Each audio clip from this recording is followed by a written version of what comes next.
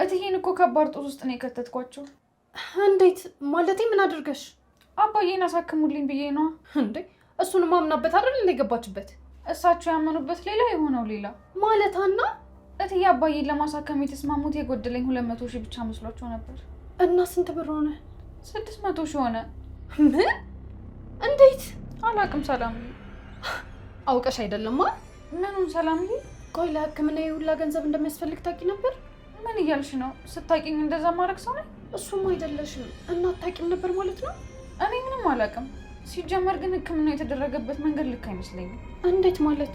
እኔ ያልገዛሁትን መድኃኒት እኔ እንደገዛሁት ተደርጎ በስሜ ወጥቷል። የምርሽ ነው?